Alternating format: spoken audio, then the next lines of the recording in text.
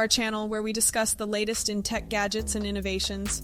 Today we're diving into the highly anticipated Apple Pro Vision glasses.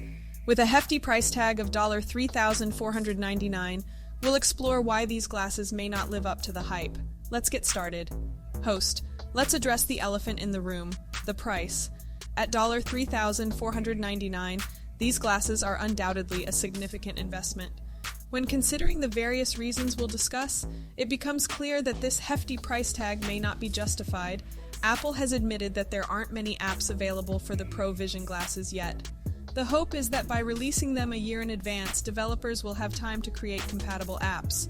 However, there's a risk that this may not materialize as expected. What if we end up with limited app options even after waiting? One of the touted features of the Pro Vision glasses is FaceTime integration. However, it falls short when it comes to connecting with others. Instead of seeing the real person you're talking to, they appear as a computerized version. FaceTime is meant for genuine human connection, and this aspect feels impersonal and disconnected. When wearing these glasses, the eyes you see on the screen are not real but digitally created. This artificial representation can feel unnatural and disconnect the wearer from the true human experience. It's an odd choice that might leave users longing for genuine interactions. Let's talk about the practicality of using the Pro Vision glasses. Not everyone may find themselves adept at using their fingers to navigate and control the device. This can lead to frustration and difficulty in fully utilizing its functionalities. Another potential drawback lies in the sensitivity of the Pro Vision glasses. Some individuals may find their head, eyes, and overall comfort affected by the lighting, activity, movement, and the physical weight of the device.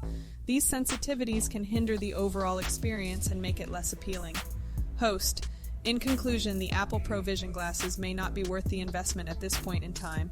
With a steep price, limited app availability, impersonal FaceTime interactions, artificial eyes, coordination challenges, and potential sensitivity concerns, Apple still has a lot of work to do to improve this product.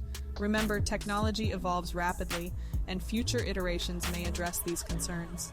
As always, it's essential to consider your own needs and preferences before investing in any new gadget. Stay tuned for more updates and reviews on the